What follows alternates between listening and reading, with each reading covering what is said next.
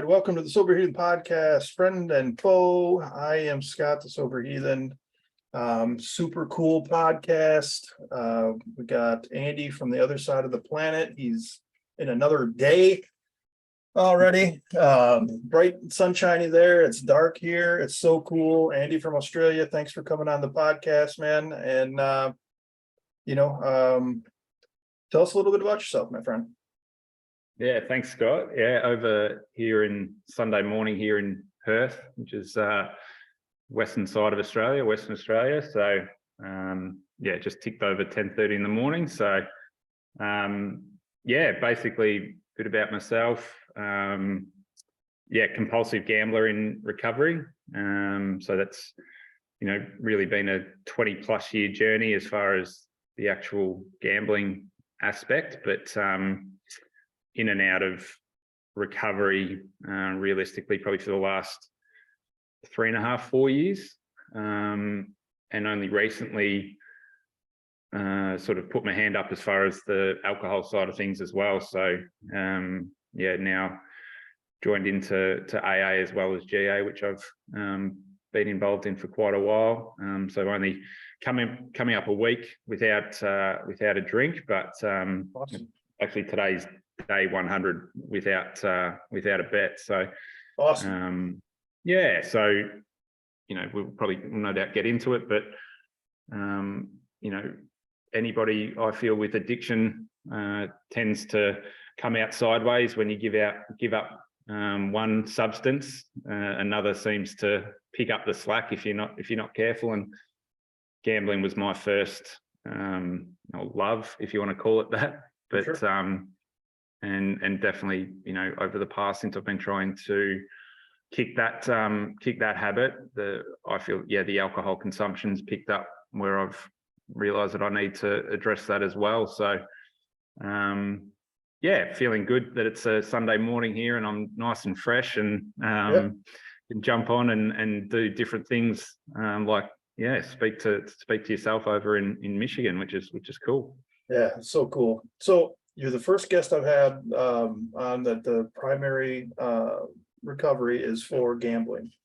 So and that's great, because I think a lot of people are might be hiding from that too. I'm sure there's some stigma that comes with that as well. Talk and you're struggling with alcohol a little bit as well. Talk a little bit about the comparison to the two, like what's obviously there's you get like the dopamine hit or whatever, you get that rush. Talk a little bit about it if you would. Yeah, like the gambling side of things, as far as like you said, it's first guest that you've had on as a recognized compulsive gambler, gambling addict, however you want to use the term. But I think definitely where you are in America, you're going to see more and more of it now that I think it's 47 states it's now legalized online gambling. Whereas here in Australia, it's always been a huge gambling culture, particularly around huge, and it's my passion has been around horse racing. Huge industry over here in Australia with horse racing. I grew up around that, and online gambling was legalized here. The first online bookmaker was all the way back in 1996, whereas obviously in your neck of the woods, 2018 was where it was legalized on a federal level. And I think I did a bit of research. Obviously, you being in Michigan, your governor brought it in. I think it was at the end of 2019, start of 2020. So it's only very, new over there as far as accessibility. Sure. Hence why, you mightn't yet hear much about it. Whereas over here, Australia, it's the highest gambling losses per adult in the world. And that's been my life, basically. I as I said, I grew up around racing. I love my sport, and then I grew up in again, very different here in Australia to America and other parts of the world, in that the accessibility to go and gamble is like literally on your street corner. my parents bought a hotel, a pub with a restaurant, and it had a sports bar attached to it. And within the sports bar, there was actually, you know, what we call a TAB, but you'd say like a betting shop or, you know, like a sport book. That's all within the actual establishment. And there's one of those, as I say, basically in every, you know, almost feels like on every corner in parts of Australia. So from 13, I was living that daily. So that was the, you know, and especially again, being a lover of horse racing and a lover of sport in general, it was like literally being a kid in a candy shop, being around that. So that was the first substance, if you want to call it, that I was exposed to.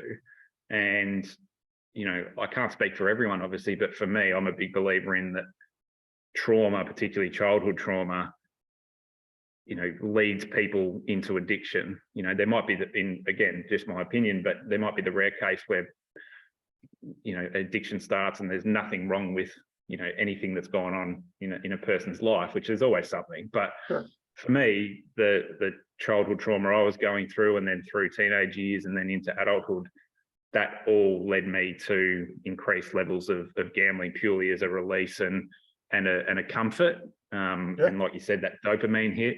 And then, you know, that sort of went hand in hand with, in the end, drinking, but went from being, you know, from drinking as a, you know, 20 in your 20s and that party vibe, that more binge drinking, to now as being a 36-year-old, and particularly trying to stop gambling, into more unhealthy relationship with drinking, whereas it's drinking on your own. It's you know, purely, and I've recognized with the work that I've done through GA, and then I've also had 2 stints in a couple of rehab facilities, that the drinking was trying to serve, I was trying to find the same thing as what I was finding with the gambling. It was just basically a release and a distraction, and just not wanting to actually, you know, deal with what was going on in my head and stuff like that. So I'm very grateful that I have, you know, come to that decision on my own, as far as very early on, as I said, it's only been 7 days, but to put my hand up around the drinking and address that. Because I know, again, with the work that I've done, that it was, you know, it was a slippery slope to, you know, I think I've heard you say on different podcasts that you've done, you know, people think an alcoholic is somebody that's, you know, under a bridge, or, you know, on the street, homeless, drinking out of a brown paper bag, but it's certainly not the case. It's all relative to your situation. So yeah, so that's a bit of a history, I guess, of where I started. My first bet, from memory, you know, it might have even been earlier, just having fun with my dad and whatever. But definitely the first time I really clearly remember having a bet was 10 years old, and then would have gambling regularly from like 13 years old, and then 16 onwards. In looking back, honestly, it was compulsive, and then to the point where I am now at 36, and actually doing something about it.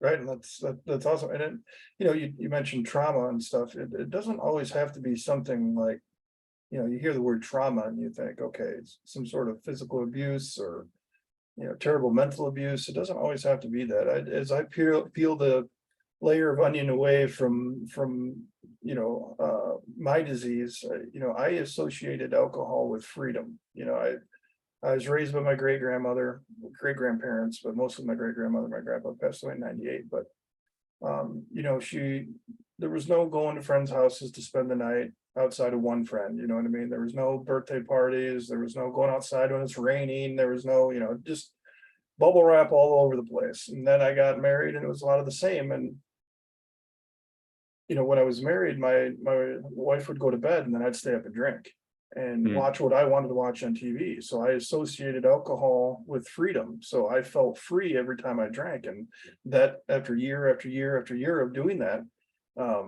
that's what it associated. It was no longer drink to have a buzz and a good time. It was to drink and have freedom.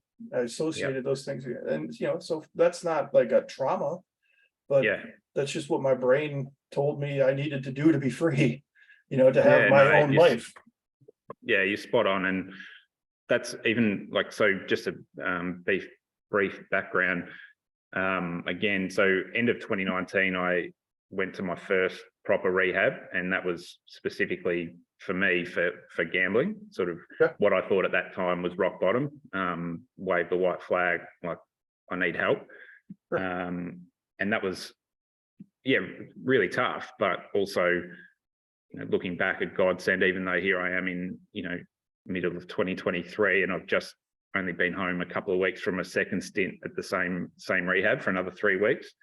But this time around, having the experience of the first time, and then being introduced whilst in there to the different fellowships, so AA, GA, NA, you go to all of them and attend meetings and get introduced to, you know, 12 steps and all of that.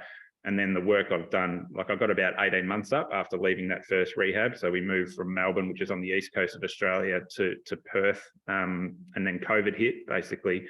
And so that, like, you know, brought its, like everywhere, brought all its own sort of Sure. trauma, if you want to call that, like all the For sure. different, you know, things that came along with borders being locked down and all that kind of stuff. But then going back this time, I think with all that experience behind me, even though it was painful, you know, having to go back there and getting to that place again, Sure. not only has that really solidified my desire to stop gambling, but it also made me realize that I needed to address my drinking as well, because I had more space to look into why I was gambling, and then now why I was drinking. And yeah, I have had some major trauma in my life, but it's not all the major stuff that, when I actually unpack it, that led me to gambling. You know, it was, for me, gambling was, one, it was a passion as far as the actual sport and the racing and the Sure. action, but the Yep. actual gambling itself was purely to just get away from everyday life, just consume myself in the studying of the, you know, the sport, you know, the odds, Right. the lines, the studying of the form for the racing, and just, that's all I was focused on. So I could forget about everything else that was going on in my life, you know, my family life, my work life, whatever it might be. Wow. And then, so just to share with you, so my father unfortunately committed suicide at the end of 2011. Sorry. And so that's coming up, you know, 12 years. And I was thinking about it the other day, because it would have been his 64th birthday just gone on Friday. And I was sort of thinking about it around, did my gambling increase after he passed away? And it didn't increase. But what I realized was, looking back, is that everything in my life just kicked up a gear. So for me, it was, the actual gambling didn't increase, but the recklessness with everything I did in my life increased. And that includes drinking. So for me, it was, you know, I've just lost my dad suddenly, life short, basically, fuck it, like fuck Sure. the world. Yeah. I'm gonna, you know, I don't care if I go and lose X amount of money, you know, on a weekend. I don't care if I go on a 2-day bender. I don't care if, you know, I don't care about anything. And then that has really carried on all the way through. Not so much that, obviously, now I'm married and I've got 2 children. Sure. It didn't carry on in that respect, in that I was just out and partying and stuff. But that same switch was flicked anytime I'd gamble, and anytime now I'd drink, is that it was like, once I'd had that first drink, or I'd had that first bet, the fuckets came in, Sure. you know, because I've started now, so I might as well keep going. Yep. Do you know what I mean? So it's that I do. self-destruction I know, mode that I associate it with. Yep. And again, I can only sort of come to that realization now, after, you know, the work that I've had to do. But yeah, now it's a case of, for me, solidifying that, jumping on and doing things like this, chatting to people like yourself, you know, and I am a believer in the AA program, the GA program, in my case, I know the interview you did yesterday, which I listened to with Naisha, like that, she wasn't involved in that. Yeah. But when I was listening to it, I was like, okay. And then as she spoke, obviously all the stuff she was doing, you know, with the veteran work, that's her own version of that. It's her own community. And that's the biggest thing that I've found with the different fellowships is that it's the connection and the community that we're seeking that can stop us and keep us stopped from drinking, gambling, drugging, whatever. Yeah. Because I'm not sure if it's the same with you. And I think you did just mention it. Like my gambling over the past, really, if I'm honest, probably 6 to 10 years hasn't been social anymore. It's all Right. been in isolation. And it's even into a lesser extent now, since we've moved to Western Australia, my drinking in the past 2 to 3 years, same thing. It's been drinking on my own or drinking at home because of COVID initially, but now you get into that habit. And the thing, so you're isolating, and what do you lose? You lose the connection. And getting the godsend, having to go to my first rehab and being introduced to those programs, is that you can go and you meet these people who are like-minded, who have the same, you know, or similar stories to tell, that you can actually open up and connect with. And that's where I, you know, draw strength from. And again, listening to Naisha yesterday, I was going, okay, I wonder how she's doing this without having an official program behind her. But then when she said about, you know, the horses and all of that, and it's all other veterans, that's her community now.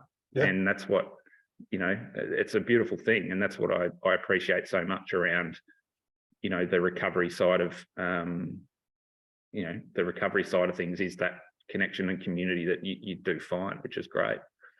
Yeah, I mean, connection is the opposite of addiction. I believe that wholeheartedly, you know.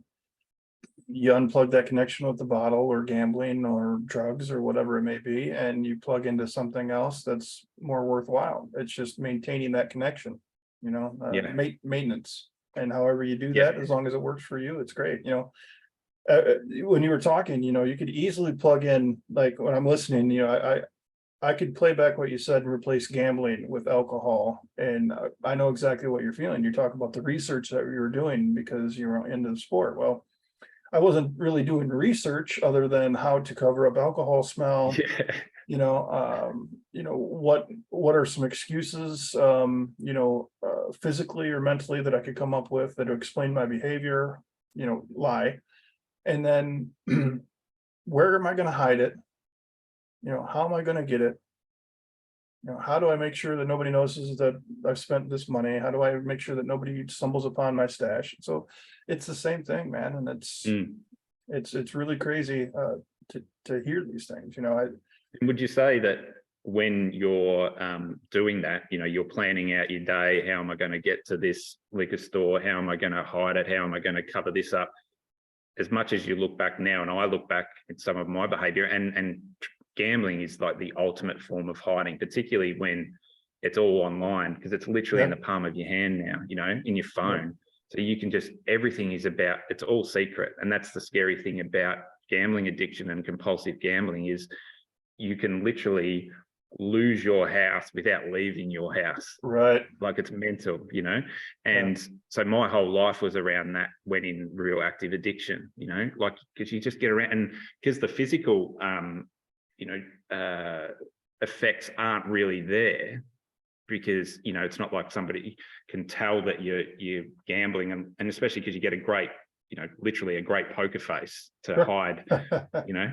Whereas obviously drugs and alcohol, you can fit, there's a physical, you know, effect that people can see, you know, most of the time.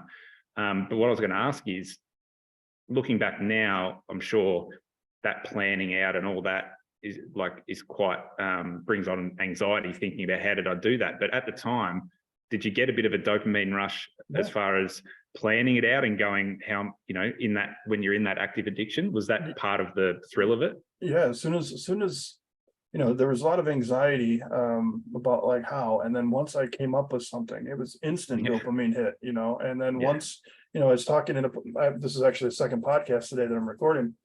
We were talking about that. It's like, you know, I would get a dopamine hit when I got to the store. I'd get another one once I was back in my vehicle.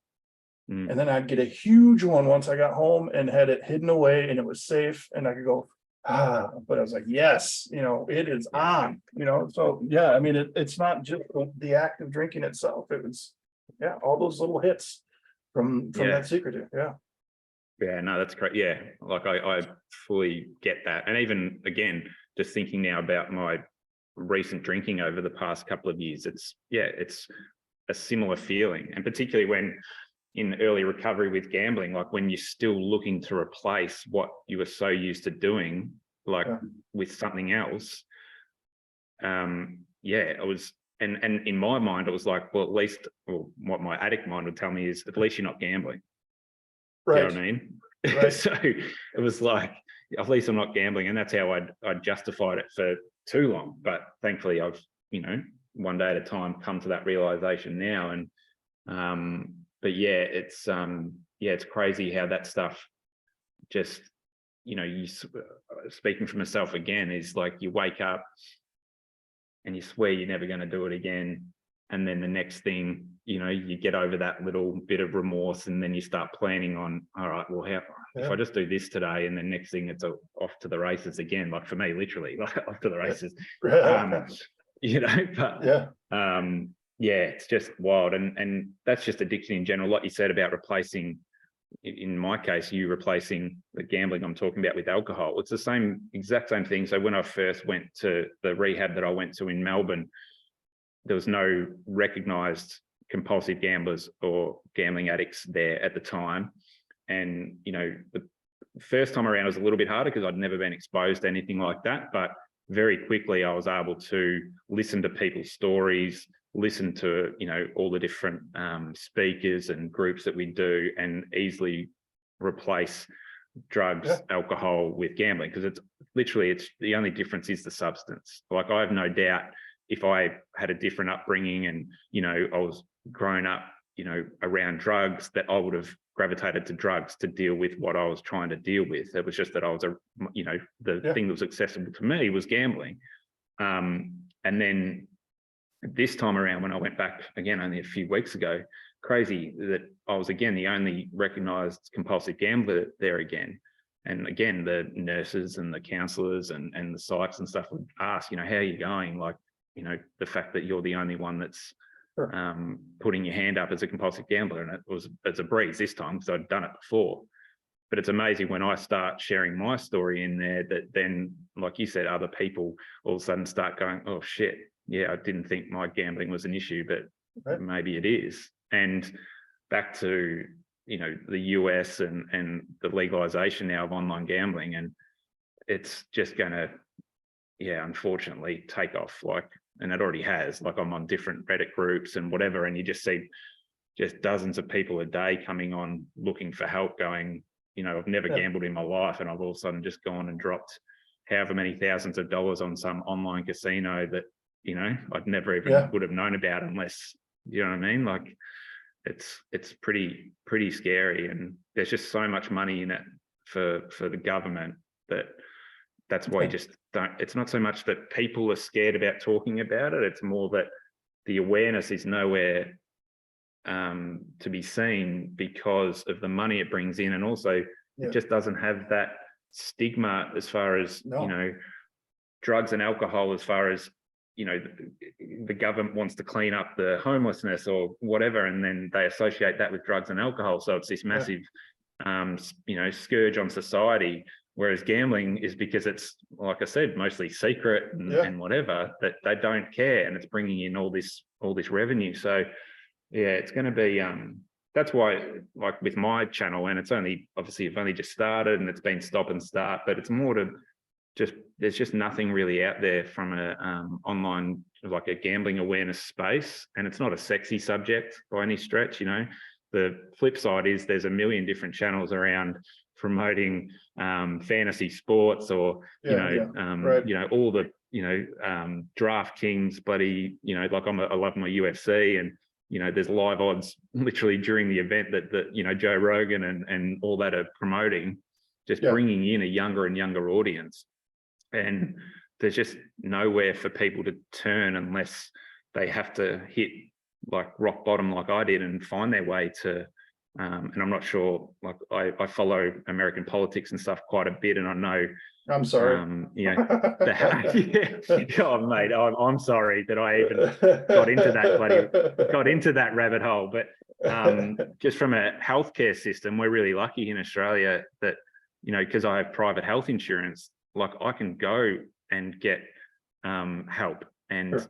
you know, it's part of my private health. But I know that obviously the healthcare system in America, you know, doesn't really favor the lower or middle class by any stretch. Well, and yeah, I think it's better than what the politicians make it out to be. I Yeah. really do, because, you know, I spent almost an entire year in treatment last year. And I was Okay. on government insurance and everything was paid for, and anything I needed, it was completely covered. It's better. It's more of a tool. I mean, anything could always be better. And I know there Yeah. are some people that struggle, but I don't feel it's as bad, because I was scared that I wasn't going to be able to get into treatment the second and third time last year that I was in treatment, you know. Yeah. But it was covered. So I mean, I Yeah. don't have any complaints with that. But yeah, Oh, so good. going back to what you're doing, you know, take it for what it's worth. I mean, I hope you continue speaking out and doing your podcast, because I can speak for me. When I started out doing this thing, it was just to video document my story, and Yeah. you know, just to talk, put it out into the ether. And then all of a sudden some people started, you know, commenting on it. And then next thing you know, I'm having guests and stuff. But you know, yeah, we suffer in silence a lot of times. You know, you hide and you're gambling on your phone. I'm hiding, sucking down a fifth in a dark closet somewhere. But we'll also, and this is just my belief, I have no evidence to back this up, but I do believe that we can start to recover a little bit in silence too. I can go with my phone in the bathroom or somewhere, or sit in my car and watch a video about gambling addiction or alcohol addiction, and nobody's going to know that I'm watching this thing. And I can start listening, and I start getting some information, and maybe that's the first step that I needed to hear somebody talk about that, to Yeah. get that help. So I hope you do. And anytime you post a video, you know, I will share it and try to get it, you know, with my little bit of following, you know, to get it out there, because I think this is super important, Yeah. man, because Yeah. And likewise, like yeah, and that's part of the reason, you know, one is, as I say, to spread some awareness, and hopefully, you know, people, if it's one person that takes something out of a video I share, and that gives them the courage to then go and, you know, or either ask for help, or, you know, go look into Gamblers Anonymous meetings. And, you know, because I know a lot of people, I know what I was like, you know, it's a bloody daunting thing to just all of a sudden, you know, go, oh, I'm going to go to a Gamblers Anonymous meeting or an AA meeting or whatever. Sure. So if somebody can take something out of one of my videos that I do, you know, that's fantastic. And the other part is, like you said, like it's about helping my recovery as well. Like, you know, telling my story and getting it out there, and as uncomfortable as it can be sometimes, but you know, of course we all do. And, you know, you have regrets and you have shame, and there's a lot that's just, well, that's life, but it's definitely the life of a recovering addict, whatever the description. But at the same time, like, I really want to wear my recovery, you know, as a badge of honor, and because at the end of the day, like, you can't change what you've done in the past, but, you know, if I live in regret for the rest of my life, then, you know, there's no chance of a happy life. And if I can, especially now having our two beautiful kids, Sure. you know, that's such a huge motivation for me to, and if I jump on and do a video and it's warts and all, or I jump on and have a chat to somebody like yourself and tell my story, and that's, you know, that's going to help me stay strong. Because, you know, it's just ticked over 11 o'clock here in the morning. Looking back, you know, say I'm coming up, like I said, today's day 100 without a bet. But so, you know, awesome. Let's just say 5-6 months ago, 11 o'clock in the morning, with the time difference that we have here, like, I'd be right into the middle of UFC, NBA, the local racing, because there's a million race meetings a day over here. Like, it's mental. Like, Sure, it's just, sure. you know, and now it's 24/7. So I'd be, when I was in active addiction, like, that's what my morning would be. It'd be trying to pretend that I'm present for my family, but being massively distracted by chasing losses or whatever it might be. Sure. Or on the other flip side now with the alcohol, it'd be, at this stage, I wasn't a morning drinker or an all day drinker, but I know that was the logical next step, because I'd be going, okay, so it's 11 o'clock, let's say probably 2 o'clock's probably a reasonable time to be able to crack a beer. So you'd be planning the rest of your day around, what can we do until then? And then, what can I do to be able to have a beer and whatever. So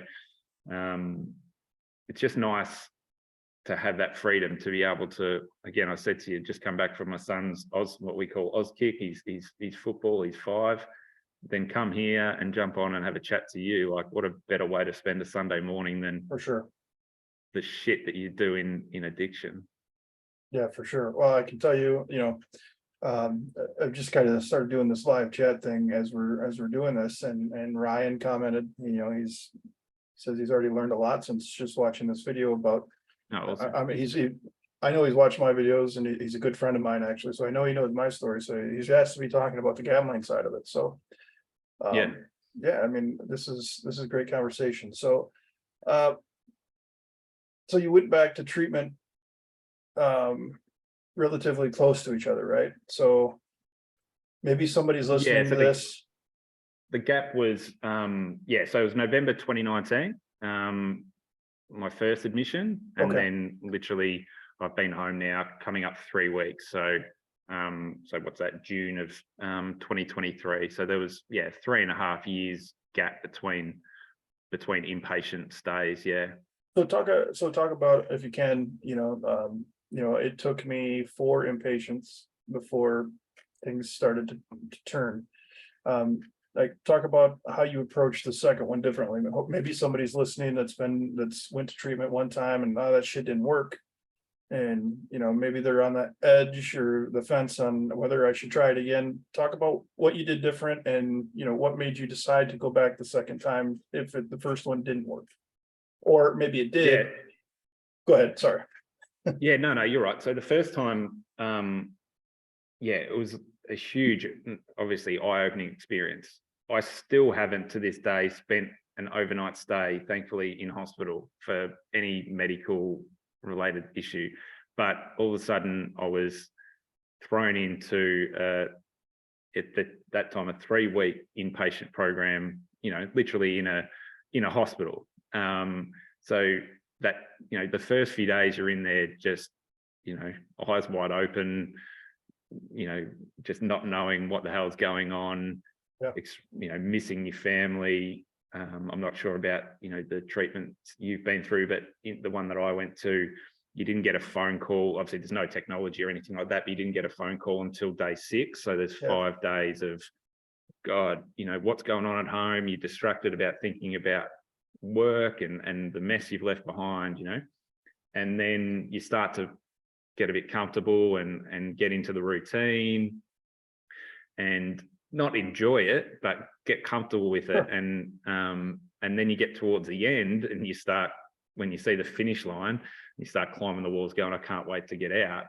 And then and I found it this time too, it's when then you get home and then you're trying to get used to normal life again. And so best way I can describe it, my first time in was a massive eye-opener. So one, working on addiction, mental health, literally 24/7. That's all you had to worry about was, eating, sleeping, and working on, your recovery.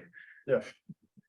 I was introduced, like I said to you, to the different fellowships for the first time. I'd never been to any sort of meeting before. So then it was really an opportunity to, like I said, be introduced to all different ways of getting better, basically. And then I carried that on after I left. And then different stuff happened, personal life, work life, COVID, and then found myself back in this time. And this time around, it really was, I knew what my addiction was. I knew, obviously, a lot about why I was doing what I was doing.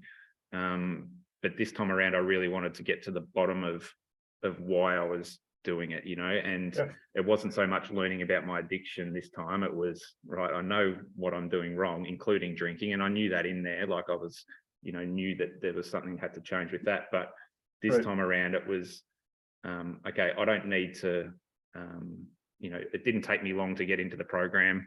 And also this time around, it was because I knew I needed it. Don't get me wrong, it took a little bit of convincing initially when the idea of going back came up, but once I had surrendered and knew that I needed to go back, it was really a case of this time, if I'm going to go and spend 3 weeks away from my family, my 2 kids, my wife, that I'm going to make sure I basically make every day count. And that means I'm naturally a leader,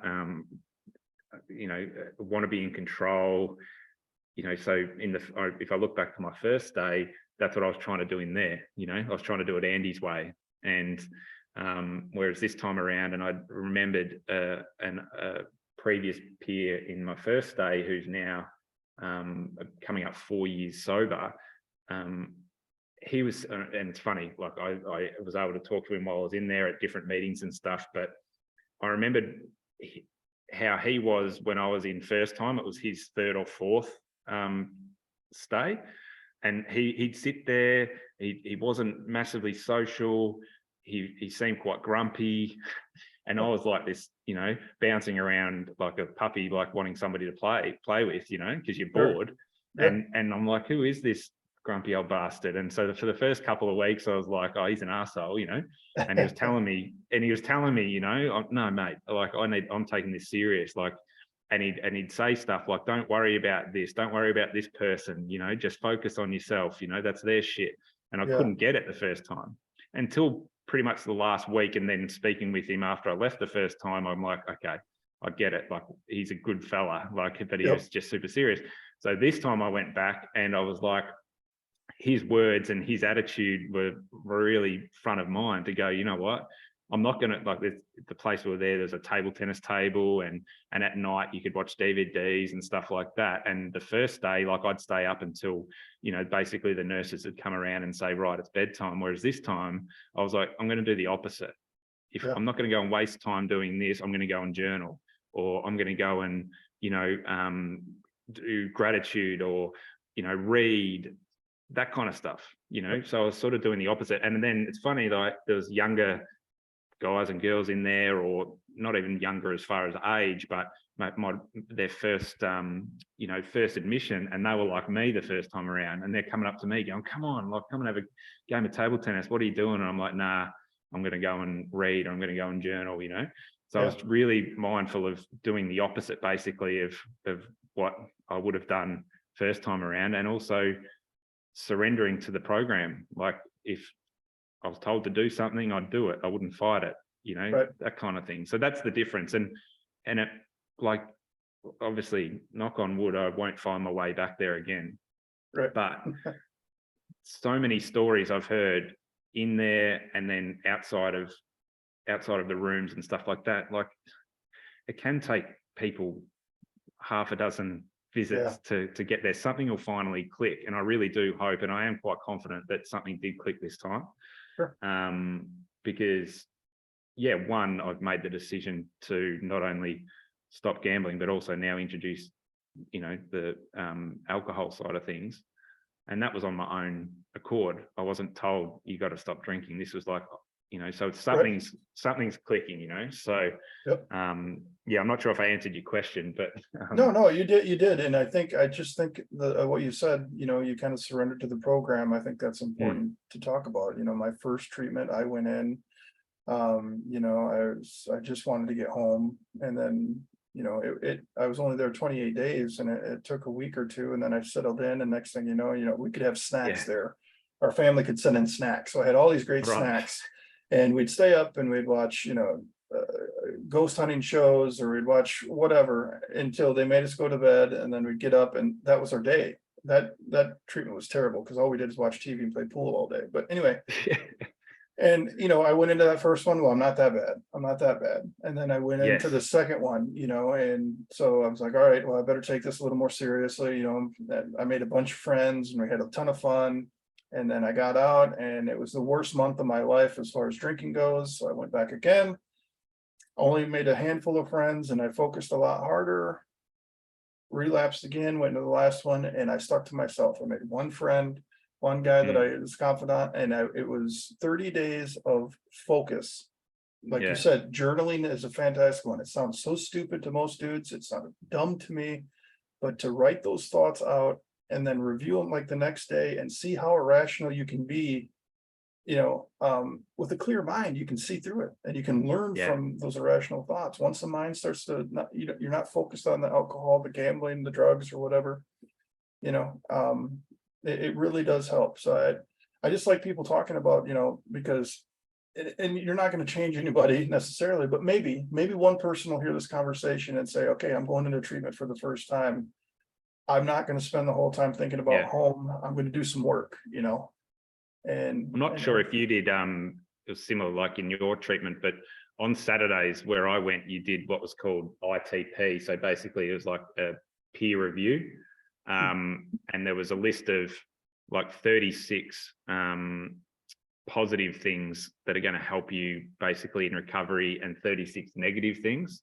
And one of them, I remember, well, there's one that I got quite often was distracted by external factors, was one of them. And that was, I didn't get near as many this time because I was really, focused on my recovery. Or also another one was socializing, like as far as, too much socializing or, right.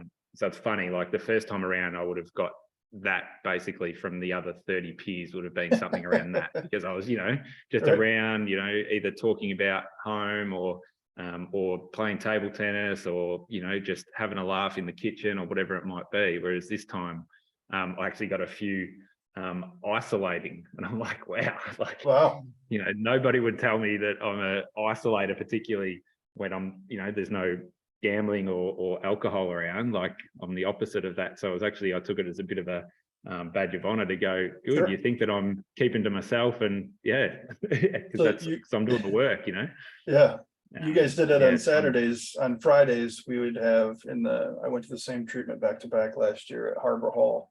And we had what was called Fish Fry Friday. And the spiritual director would come in and he always called the disease it. And he'd come in and he'd have a little, he was like, is it in the house? Is it in the house? Hey, what do you think? What do you think? What's going on in the house? How's the house? And then it became a peer review, but it was like Fish Fry Fridays. He would if there was a troublemaker in the house, they'd go up front and we would go around and tear them apart. But I tell you what, man, at the end of that thing, more often than not, the dude that was up front was like, holy shit, I'm hearing it from 5-6 different people. And some changes were made. It was very intimidating. It was terrifying. I Yeah. hated Fish Fry Friday my first time through that treatment, but the second time I could not wait for Friday, because Yeah. I wanted to hear what people had to say about me. I was Yeah. hoping that somebody would say, hey, Scott, you're doing this, because I was ready, man. I was finally ready. Yeah. So, And like you said, like everyone's got their own individual journey. And again, I was really mindful this time around that, yes, I had the way that I wanted to attack things, but I wasn't going to tell anyone else how to do things. So don't get me wrong, if somebody who, I became close to, one of the guys would come up to me and he'd be saying something that I'm like, it was more, I'd go, like I can recognize this is what I would have said 3 years ago. And I'd say to him, like one of the boys that, I became close with, and we're, in really good contact now. And since we've both left, and I'd say, mate, you can do what you want to do, but this is how you're talking about is how I would have been 3 years ago. And I can tell you, this is how things ended up. I'm back here. Right. And Right. this time around, this is how I'd handle it if I were you. And it wasn't forcing him to do anything. And then he's the type of bloke that would actually take it on board and go, oh yeah, you're right. And come up later in the day and go, oh, thanks for that little pep talk or whatever. Sure. But everyone's got to do it their own way. You know, I'm a big believer in, I've got it tatted on my arm that life's about the journey, not the destination. And if I can hopefully look back in, 5, 10, 20 years time, one day at a time, like I'm not looking too far ahead, but look back and go, you know what, those, 20 years in, active addiction with gambling and all the treatments I had to go through and all the shit, if I can look back and know that I've been able to put in that work and go through all that, and my kids can look at me and, go, and it was all worth it, and it was all for them, you know what I mean? And they don't have to go through what I've been through, and they've got a healthy dad, and my wife's got a healthy husband and friends and all of that. I look back on that and go, it'll be all worth it. So yeah, that's where I'm at this stage in my journey. Right on. Well, like you said, it's all worth it once you get through it, you know what I mean? So go ahead, Andy, and plug what you're doing on YouTube or whatever, and your handle on Twitter or whatever you want to plug, man, and we'll get you out of here. Yeah, so again, I've only got a couple of videos up, early days, but I do have some of my own interviews lined up with some pretty cool people over here in Australia who do have either expertise in gambling addiction or have their own stories with gambling. So my channel on YouTube is I Am Compulsive Podcast, and then same Twitter, I Am Compulsive. You can find me there. But yeah, again, with gambling, it's still such a unspoken thing as far as people don't associate it near as much as a problem. But gambling addiction, as far as suicide rates, is the number one when it comes to males in particular, because unlike drinking yourself to death or overdosing or whatever, the natural, unfortunately, progression with a problem gambler, a gambling addict, if they get to that rock bottom, is suicide, which I've had to experience in my own life. And I can speak for myself in my most recent relapse. Like, I never got to a point of, thank God, planning anything out, but there was definite, that's how low my mental health had got, is that those kind of things were creeping into my mind, because you just think there's no way out. And so if I can, with any of the content that I provide, chats like this with people like yourself, Scott, if one person who's struggling with their gambling and don't know where to turn can take something out of it and then reach out for help, please, for me, reach out on Twitter, reach out on YouTube, whatever, DM me, reach out to Scott, and then he can put you in touch with me. Just, just talk.